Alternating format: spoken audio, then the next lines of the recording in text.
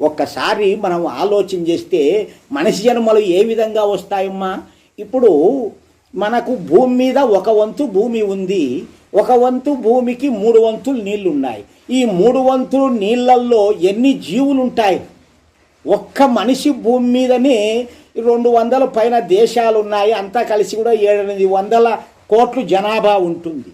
ఈ ఎన్ని కోట్లు ఉంటాయి ఒక్క భూమి మీద? ఈ భాగంలో దోమలు ఎన్ని ఉంటాయి లెక్కేసుకోండి. మనుషుల కంటే ఎన్ని రెట్లు ఉంటాయో, ఎన్ని రెట్లు జీవులు ఉంటాయి దోమలు. ఇక దోమలే కాకుండా చీమలు, రకరకాల తొండలు, పాములు, కప్పలు, తేళ్ళు, ఇవే కాక నీటిలో ఎన్ని పురుగులు ఉంటాయి, ఎన్ని జీవులు ఉంటాయి అంటే అంతులేని మానవ గణితానికి అందవట. మానవుని యొక్క గణితానికి అందవట. అన్ని జీవులు ఉన్నాయి. ఇన్ని జీవులు అన్ని జన్మలు దాటుకుంటూ వేసుకుంటూ రావాలి నువ్వు మానవ జన్మకు వచ్చేందుకు.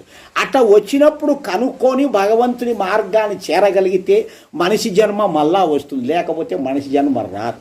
అందుకే గురువులు కూడా ఈ జన్మ మీకు దుర్లభమురా అని చెప్తారు. కాబట్టి ఈ జన్మము మళ్ళీ రావాలి అంటే మనిషిలాగా నీతిబద్ధంగా గడిపితేనే, బ్రతికితేనే ఈ జన్మ వస్తుంది, లేకపోతే రాదు. ఎందుకంటే ఇన్ని దాళ్ళల్లో వంతులు అన్ని ర్యాంకులు వేసుకొని రావాలి కదా, అందువలన రాదు.